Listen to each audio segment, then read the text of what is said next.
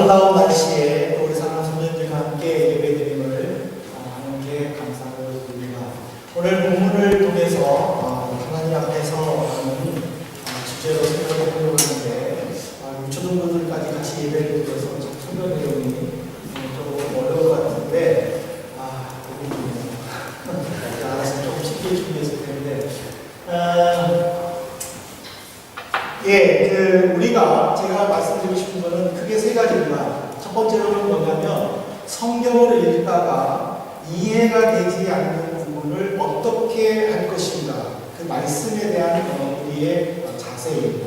이 말씀은 무슨 말이냐면 보통 보면 말씀에 이해가 되지 않으면 자기가 가지고 있는 자료라든지 또는 자기의 어떤 생각이라든지 자기의 경험 속에서 그것을 풀어가고 그리고 그것을 마치 기존의 어떤 하나의 정의인 것처럼 그래서 다른 순진한 성도들에게 그것을 전파함으로 그것을 이렇게 따르도록 하는 그런 경우들이 있다는 거죠.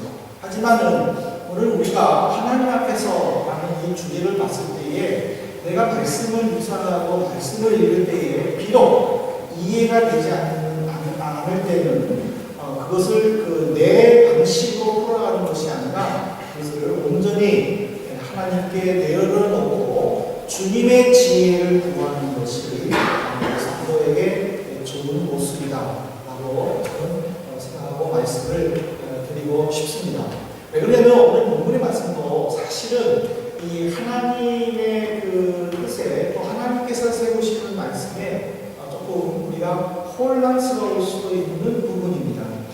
먼저 하나님께서는 선지자나 제사장들에게 어떤 여인과 결혼해야 될 것인가 그것을 명확하게 가르쳐 주시는 내용이 레위기서에 나옵니다. 레위기서 21장 13절부터 15절에 보면 하나님은 모세를 통하여 선지자와 또는 제사장들이 취해야 할 아내의 후보를 그는 처녀를 데려다가 아내를 삼을지니 아무나 이혼이 나는 여자나 창녀짓을 하는 더러운 여인을 취하지 말고 자기 백성 중에서 처녀를 취하여 아내를 삼아 그의 자손이 그의 백성 중에서 속되게 하지 말지니 나는 그를 거룩하게 하는 여호와입니다. 하나님은 분명히 말씀하셨습니다. 선지자나 제사장이나 종교 지도자들은 자기 백성 중에 처녀들과 함께 결혼을 해야 된다. 그 이외에 어떤 여인들과 결혼해서는 안 된다라고 말씀을 하셨습니다. 근데 오늘 이 본문을 보세요. 2절에 보면은 하나님께서 호세아를 선지자로 세우고 제일 처음 하시는 말씀이 무슨 내용입니까? 제일 처음. 너 선지자에서 이렇게 하라, 이렇게 하라 라고 말씀하실 텐데 하나님께서는 호세아에게 그걸 다 무시해버리고 제일 처음 하시는 말씀이 2절에 보십시오. 호세아에게 처음 말씀하실 때 너는 가서 음란한 여자를 맞이하여 음란한 자식들을 낳으라. 너는 음란한 여자를 맞이하여 음란한 자식들을 낳아라. 너는 창녀짓을 하는 더러운 여인을 취하여 너의 자손이 백성 중에서 속되게 하지 말라 하고 레위기서에서 명령하셨는데 호세아에게는 제일 처음으로 얘기하는 것이 너는 창녀짓을 하는 여자와 결혼하여 후손을 낳아라 하고 명령.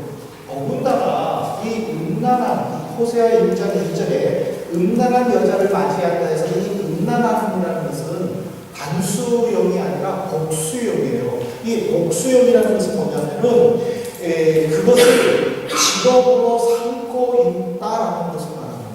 그러니까 고멜이라는 여인은 처음부터 자신의 몸을 무질서하고 함부로 내어버리고 그것들을 직업으로 삼는 여인이라는 거예요. 그런데 어떻게 하나님께서 호세아에게 이렇게 명령을 하셨는지 분명히 선지자예요. 그는 하나님께서 레위기서에서 말씀하신 것처럼 처녀와 자기 민족의 처녀와 결혼을 해야 해요. 더군다나 이 매춘에 대해서는 구약 성경이나 신약 성경에서 굉장히 엄격하게 이야기를 했어요. 구약 성경에서는 매춘을 하는 여인들은 반드시 죽이도록 명령을 하셨고 특별히 신약 성경에서 사도 바울은 말씀을 전했냐면은 고린도전서 6장 15절부터 16절에 보면 너희 놈이 그리스도의 지체인 줄 알지 못하느냐 내가 그리스도의 지체를 가지고 창녀의 지체를 만들겠느냐 그럴 수 없다. 창녀와 합하는 자는 그와 한 몸인 줄 알지 못하느냐. 그러니까는 창녀의 지체, 즉 음란하지 말라는 거예요. 성경에서는 성도들에게 거룩한 삶, 그리고 순결을, 그리고 깨끗함을 요구하고 있다는 거예요. 근데 하나님께서는 호세아 선지자에게는 음란한 여인을 낳고 그리고 음란한 자녀들을 낳으라고 이야기를 하셨다는 것은 하나님의 계획이 무엇인가 우리를 한번 생각해 봐야 돼요. 그래서 두 번째로 우리가 말씀에서 이해하지 않는 데에는 하나님의 지혜를 구하는 것이 첫 번째라면 두 번째로는 하나님의 계획이 무엇인가를 우리는 한번 그 말씀 앞에서 묵상을 해봐야 될 것 같아요. 오늘 본문도 마찬가지예요. 왜 하나님께서는 호세아에게, 왜 하나님께서는 성도들에게 이런 모습을 요구하실까? 하나님의 뜻이 무엇일까? 를 한번 우리는 생각해 봐야 될 것입니다. 먼저 하나님의 계획을 알기 위해서 우리는 호세아 1장 9절을 한번 살펴보아야 됩니다. 호세아 1장 9절에 보면은 여호와께서 이르시되 그 이름을 로암이라 너희는 내 백성이 아니오 나는 너희 하나님이 되지 않을 것이다 라고 이야기해요. 이 로암이라는 것은요 합성어인데 결코 뭐뭐가 아니다 라는 히브리어 로아 그리고 내 백성이라는 암미가 합해집니다. 그러니까 내 백성이 아니다라는 뜻인데, 여러분들 제가 인용 구절은 안 했지만요, 출애굽기에 보시면은요, 출애굽기 19장 6절에 보면 하나님이 이렇게 선언했어요. 너희들은 내 앞에서 거룩하다. 너희는 나의 거룩한 백성이다. 라고 선언을 하셨어요. 출애굽기 19장 6절. 근데 지금 호세아 1장 9절에서는 너희는 내 백성이 아니다 라고 지금 이야기를 하십니다. 우리가 예를 들면 인간적으로 예를 들면 어떤 일을 진행하고 있어요. 그리고 그 일을 진행할 때에 아주 긍정적인 결정은 안 됐지만은 긍정적인 이야기가 되어가고 있어요. 그때 나는 안심하고 있어요. 잘 되겠구나. 이제 선한 일이 있겠구나. 하고 안심하고 있는데 갑자기 무슨 이유인지는 모르는데 그 일이 틀어져요. 그럴 때에 그거를 받는 당사자도 어렵겠지만 그것을 통보하는 사람도 굉장히 힘들 것 같아요. 그렇죠? 우리 학생들이 가끔 가다가 이런 말을 하잖아요. 차라리 떨어졌다. 너 천사라고 하면 좋은데 너는 좋다. 그리고 좋은 점수를 줬는데 카이네플 나왔어요. 그러면은 합격이야 불합격이야. 뭐 그렇게 말하는 우리 유학생들 볼 때마다 참 학교 당국을 저도 원망을 했는데 이 말씀을 준비하다 보니까는 참 그 학교나 학생이나 둘 다 많지 않을 것 같아요. 그렇지 않겠어요? 합격했다라고 얘기를 하면서도 자리가 없어서 너 공부 못한다 그랬을 때에는 참 당하는 입장도 기분 나쁘지만 망하는 입장도 그렇게 썩 유쾌하지 않거든요. 이 말은 무슨 말이냐면요. 하나님은 지금 이스라엘 백성들을 자기의 백성으로 약속을 하시는 거예요. 모세를 통해서. 너희는 내 백성이다. 나는 너희 하나님이다. 그랬는데 갑자기 지금 하나님께서는 너희는 내 백성이 아니다. 나는 너희 하나님이 아니다. 나는 너희를 버린다. 하고 말했을 때에 그 말씀을 받는 이스라엘 백성들도 고통이지만 그 말씀을 하신 하나님도 얼마나 마음이 아프시고 편찮으셨겠는가. 그러면 하나님은 왜 이런 고통 속에서 이스라엘 백성들에게 이런 말씀을 하셔야만 했는가? 그를 우리는 한번 생각해 보아야 할 것입니다. 그래서 그 말씀의 그 뜻들을 보면은요, 하나님께서는 우리에게 굉장히 중요한 말씀을 하셨는데, 호세아에게 음란한 여인과 결혼할 뿐만 아니라 자녀를 낳을 때에 호세아가, 즉 부모가 이름을 지어주는 것이 아니라 하나님이 직접 이름을 지어주셨어요. 첫 번째 아이를 이스라엘이라고 하지 않았습니까? 이 이스라엘이라는 것은요, 쫓아버렸다라는 뜻이에요. 둘째 딸을 낳으니까 로루아마라고 하나님이 지어주셨어요. 그것은 뭐냐면은 나는 너희를 더 이상 용서하지 않겠다라는 뜻이에요.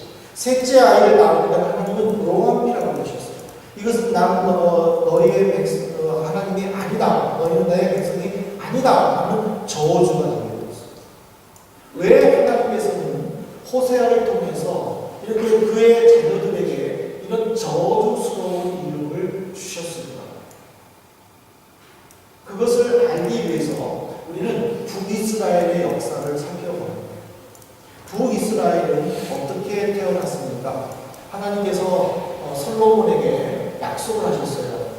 내 말에 순종하고 율법을 지키고 또 마음에 합한 일을 할 때에 너희의 왕이나 너희의 후손들이 계속적으로 왕이 될 것이다. 그럼에도 불구하고 솔로몬은 하나님과 반대하고 노년에는 하나님을 떠나게 됩니다.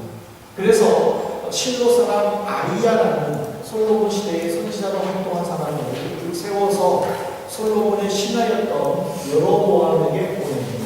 그리고 옷을 12조각으로 나눠서 10조각을 여로보암에게 줍니다. 너는 10지파를 다스리는 왕이 될 것이다 하고 약속을 하십니다.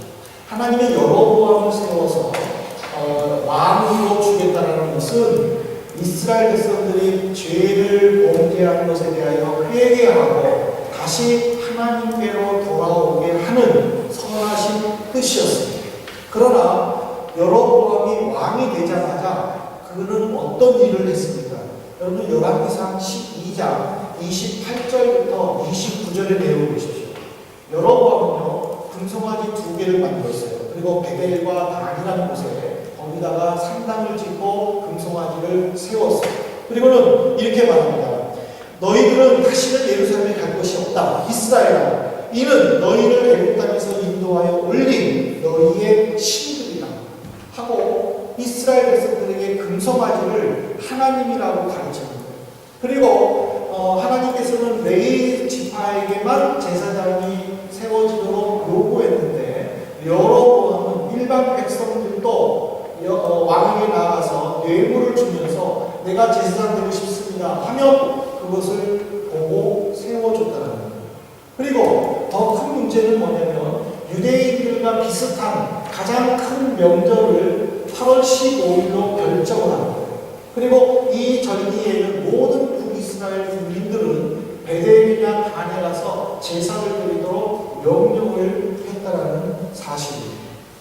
이것은 이스라엘 백성들과 하여금 원천적으로 유대와 교제를 끊고 더욱더 죄를 범하게 하는 악한 정치를 폈다라는 사실입니다.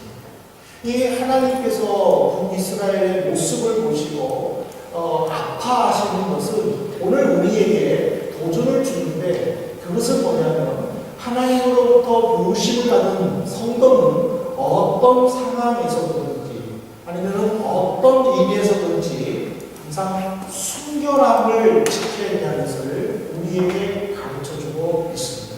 왜 하나님께서 호세아를 통하여서 이스라엘 백성들을 징계하시고 저주하셨습니까? 그들은 하나님과 반대되는 삶을 살았기 때문입니다. 그 이유는 그들은 하나님 앞에서 지켜야 할 순결을 버리고 죄로 물들었고 죄를 자기의 일상생활로 받아들였다는 사실입니다. 오늘 우리의 모습을 한번 살펴보십시오. 우리는 자신의 상황을 합리화하거나 또는 시대의 흐름이라는 이 단어 하나로 모든 것을 합리화하여 자기의 행동이 죄인지 죄가 아닌지 따져보지 않고 행동하는 것들이 얼마나 많이 있습니다. 이거는 분명히 하나님 앞에서 잘못했다는 것이죠. 이것이 내가 하나님 앞에서 죄인인가 아닌가를 먼저 우리가 살펴보는 그 작업이 중요하다는 것을 하나님의 이 계획 속에서 우리에게 가르쳐주고 있습니다. 우리는 이곳에 있기 때문에 이곳에서 어떤 모습으로 살아도 상관이 없다. 그것은 아니라는 것이죠. 이곳에 있어도 내가 지켜야 할 믿음의 본, 내가 넘지 말아야 할 그 믿음의 선을 우리는 굳게 지켜야 한다는 사실입니다. 제 참 부끄러운 고백이지만 우리 후배가 목회를 했는데 재직회를 했는데 술을 넣고 자기도 맥주를 시켜놓고 재직회를 했어요. 그러면서 이렇게 얘기를 했대요. 여기 목사님도 다 마이스 와인이다. 우리도 여기서 신앙생활 하니까 우리도 같이 술 마시면서 회의를 하자. 저는 그 이야기를 듣고 참 마음이 아팠어요. 여기 목사가 마이스 와인 마신다고 비어 마신다고 내가 비어를 마셔야 되고 마이스 와인을 마셔야 되고 그리고 재직들과 함께 회의 속에서 알코올을 마시면서 하는 그것이 정말 맞는 말인가? 그것 때문에 구원받는다, 구원 못 받는다를 떠나서 성도로서 지켜야 할 선이 있다는 것이 왜 하나님께서 북쪽 이스라엘에게 그렇게 엄격하게 책망을 하셨습니까? 그들은 선을 넘었다는 사실입니다. 오늘 이스라엘에서 하나님께서 호세아에게 음란한 여인과 결혼하고 자식을 낳아라. 그리고 그들에게 이름을 주었다는 것은 바로 하나님께서 이스라엘 백성을 버렸다는 사실입니다. 오늘 우리는 내 경험이나 내 철학이 아니라 말씀에 빗대어서 말씀을 통해서 우리가 순종하고 순결한 삶을 살도록 노력해야 한다는 사실입니다. 세 번째로 이제 우리가 이 말씀을 통해서 마지막으로 알고 싶은 것은 내가 하나님 앞에서 깨닫지 못하는 말씀을 주님의 은혜를 구하여 깨닫도록 묵상하고 노력하는 모습 그리고 하나님께서 주시는 말씀에서 믿음의 선을 지키면서 그 순결과 성결한 삶을 살려고 발버둥 치려고 하기 위해서 우리가 필요한 것이 무엇이냐면 그것은 열왕기상 16장 30절부터 31절의 말씀을 해줍니다. 오므리의 아들 아합이 그의 이전에 모든 사람보다 여호와 보시기에 악을 더욱 행하여 느바세 아들 여로보암의 죄를 따라 행하는 것을 오히려 가볍게 여기며 시돈 사람의 왕 엣바알의 딸 이세벨을 아내를 삼고 가서 바알을 섬겨 예배하고 이 말은요 북이스라엘의 7대의 임금 아합에 대한 기록입니다. 이 열왕기 기자는요 아합이 이전 여로보암보다도 더 나쁜 죄를 지었다라고 결론을 내리고 있습니다. 그가 이렇게 그 어떤 왕보다도 더 악한 이유가 무엇입니까? 그것은 겸손하지 못했기 때문입니다. 무엇이든지 자기 상황에서 무엇이든지 자기 속에서 이루어지기를 원하는 그 교만은 결코 하나님의 은혜를 받을 수 없다는 것을 우리에게 가르쳐주고 있습니다. 우리가 이것을 말씀 앞에서 하나님 앞에서 한번 생각해 보십시다. 내가 알면 얼마만큼 알겠습니까? 내가 지혜로우면 얼마만큼 지혜롭겠습니까? 내가 능력이 있으면 얼마만큼 능력이 있겠습니까? 이 모습에 대해서는 하나님과 욥의 대화에서 나타납니다. 하나님께서는 욥에게 여러 가지를 질문하는데 제가 인용으로 두 개를 살펴봤는데 욥기 38장 4절을 봅니다. 하나님께서는 욥에게 이렇게 질문합니다. 내가 땅의 기초를 놓을 때에 내가 어디에 있었느냐? 내가 깨달아 알았거든 말해라. 욥기 39장 5절입니다. 누가 들나귀를 놓아 자유롭게 하였느냐? 누가 빠른 나귀에 매인 것을 풀었느냐? 하나님께서 천지를 창조하실 때에 하나님께서 모든 피조물들을 다스리실 때에 너는 할 수 있는 일이 무엇이었느냐라는 질문이에요. 그 질문에 욥은요 굉장히 당황했어요. 그리고 그가 하나님 앞에서 고백하는 것은 겨우 이 한마디였어요. 욥기 40장 4절입니다. 보소서 나는 비천하오니 무엇이라 주께 대답하리까 손으로 내 입을 가리는 뿐이었어요. 그는 하나님 앞에서 어떻겠어요? 내가 잘못이 없었는데 내가 지은 죄가 없었는데 내 가족이나 내 식구가 다 선했는데 왜 하나님이 나에게 이런 아픔을 주셨느냐? 왜 나에게 이런 고통을 주셨느냐? 내가 천국에 가서 하나님께 따질 것이다 라고 그런 이야기를 했어요. 그러나 하나님의 질문에 자기는 비참하다라고 고백을 합니다. 오늘 우리가 이런 모습 아닙니까?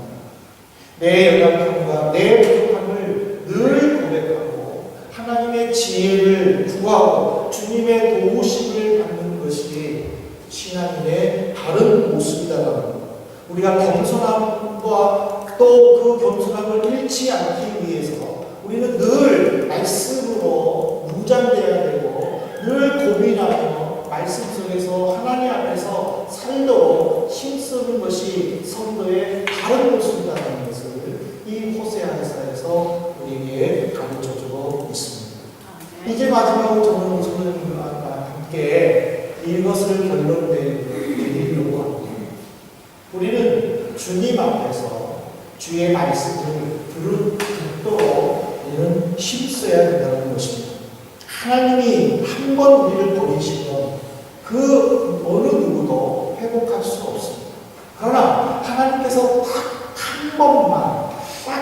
한 번만 나를 인정해 주시고 나에게 복을 주신다면 그 어느 것도 보다도 더 많고 더 풍성하다는 사실입니다. 이것이 우리의 입술의 고백으로서만 끝나서는 안 됩니다. 바로 행동의 고백으로도 나타나야 됩니다. 왜냐하면 아무리 입술의 고백을 드린다 할지라도 행동으로 나타나지 않으면 아무 소용이 없기 때문입니다. 고린도전서 7장 21절부터 31절에 보면 사도 바울은 우리에게 행동의 고백을 이렇게 요구했습니다. 형제들아, 내가 이 말을 하노니 때가 단축하여 짐으로 이후부터 안에 있는 자들은 없는 자같이 하며 우는 자들은 울지 않는 자같이 하며 기쁜 자들은 기쁘지 않은 자같이 하며 매매하는 자들은 없는 자같이 하며 세상 물건 쓰는 자들은 다 쓰지 못하는 자같이 하라. 이 세상의 매력은 지나갑니다. 무슨 뜻이에요? 없는 것처럼 하라는 것은 무슨 말이에요?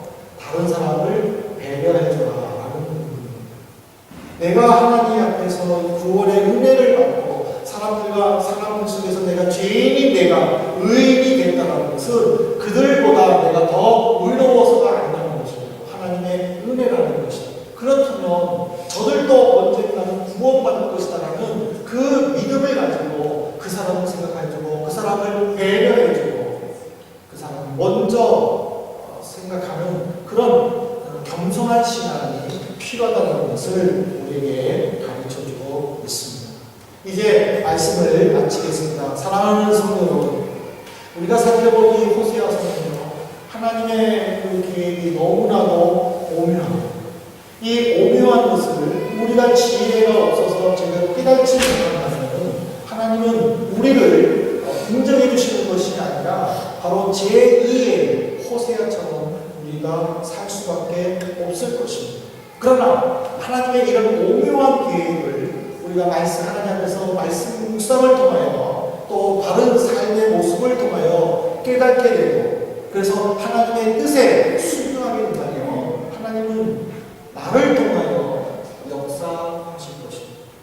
오늘 우리는 하나님 앞에서 선택할 수 있는 두 종류가 있습니다.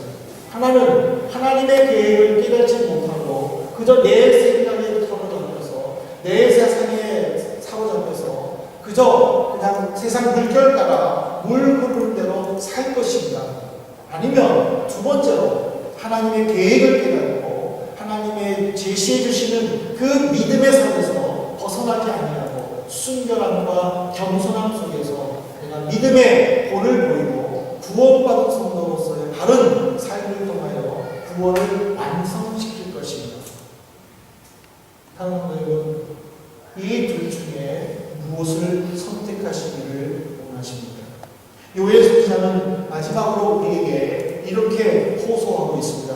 요엘서 2장 12절부터 13절입니다. 여호와의 말씀이 너희는 이제라도 금식하고 울며 애통하고 마음 다하여 내게로 돌아오라 하셨나니 너희는 옷을 찢지 말고 마음을 찢고 너희 하나님께로 돌아올지어다.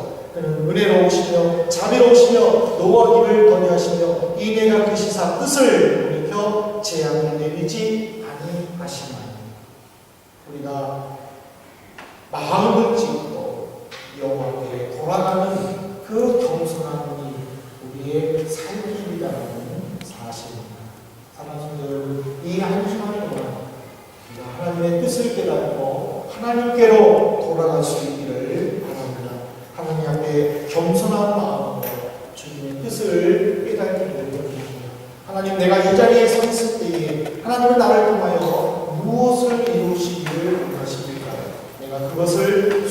당했습니다.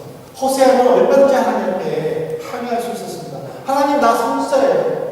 왜 레위기에 말씀하신 분이 내가 왜 이런 여인과 결혼해야 됩니까? 라고 말할 수 있었어요.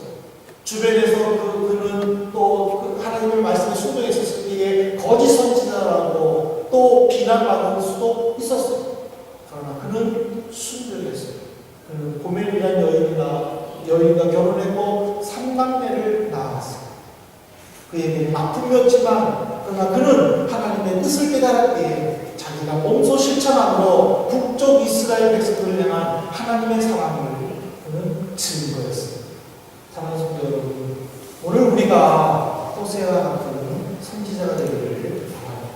하나님의 뜻을 깨달고 그것이 내게 이해되지 않는다 할지라도 내 생각으로 푸는 것이 아니라 하나님의 지혜를 구하여 하나님, 지금 내가 이 상황에 있으면 아버지의 뜻이 무엇입니까? 나를 가르쳐 주옵소서. 그렇게 생각하시는, 그래서 우리의 삶을 통해서 하나님이 기뻐하시는 복된 이 한 주가 되기를 주님으로 축복합니다. 이 시간 함께 기도하십시다. 하나님, 내가 참 어렵습니다. 이해하기 잘